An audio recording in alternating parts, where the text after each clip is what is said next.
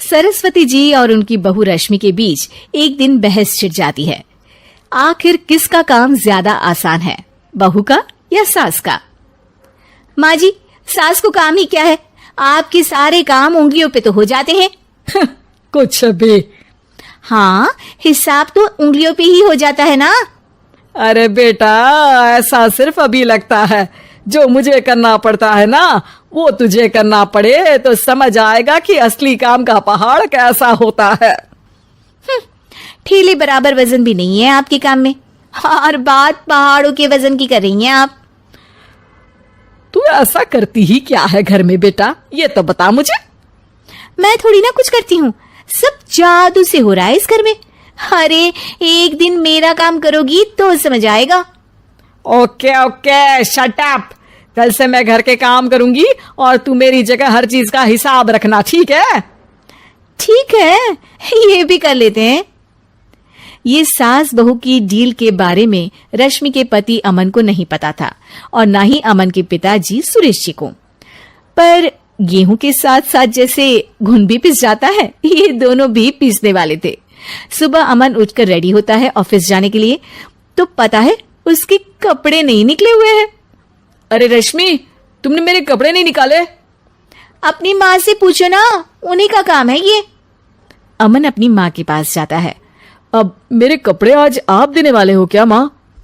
हाँ, देना तो मुझे ही चाहिए, पर तेरी बहू ने कपड़े धोने ही नहीं डाले, तो कोई भी धुला हुआ कपड़ा नहीं है बेटा। हैं? ऐसा क्यों? कपड़े तो धोने आप ही देते हो ना माँ? अरे बहू ने तुझे बताया नहीं, अब हम अदल बदल गए हैं, मैं अब बहू और तेरी बीवी सास। अमन परेशान हो गया। वो बिना इस्त्री के कपड़े पहनकर ऑफिस चला गया। सरस्वती जी अपने घुटने के दर्द के कारण झुककर घर साफ नहीं कर पा रही थी और ना ही खाना बनाना याद रख पाई।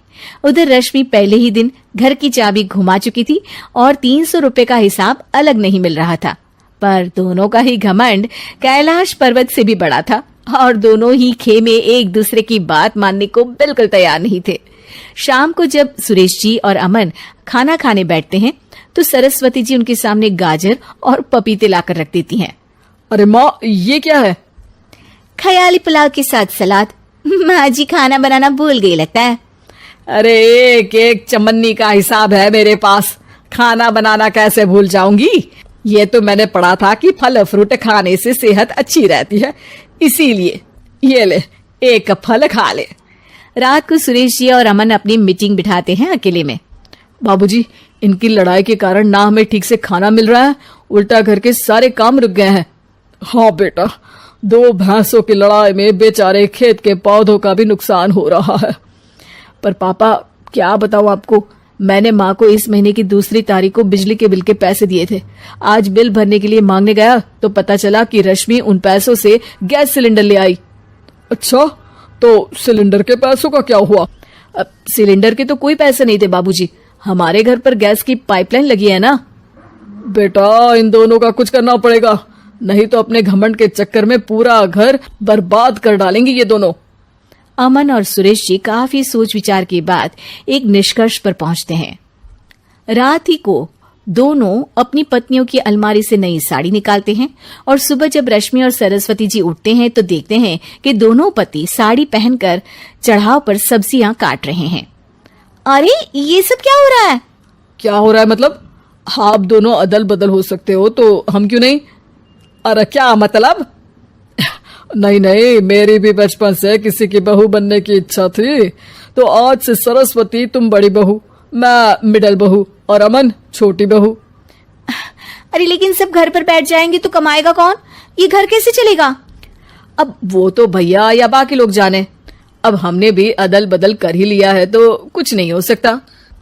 रश्मि और सरस्वती जी को समझ में आ जाता है कि उन दोनों की आपस की डील की वजह से इन दोनों को बहुत तकलीफ हो रही है और उनके ईगो ने दूसरों को कितनी यातनाएं दी है।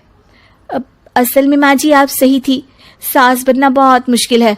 अरे हाँ बेटा, और तू भी, मुझसे तो नहीं हो पाया सब घर के काम, वापस बदल ले क्या?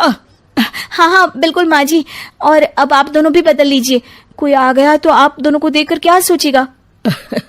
अच्छा है, आप दोनों के समझ में ये बात तो आई। मैं फटाक से कपड़े बदल लेता हूँ। अरे रुक जा बेटा, एक फोटो ले लेती हूँ तेरी। मेरी बेटी होती तो तेरे जैसी ही दिखती साड़ी में। और मेरा फोटो नहीं लोगी?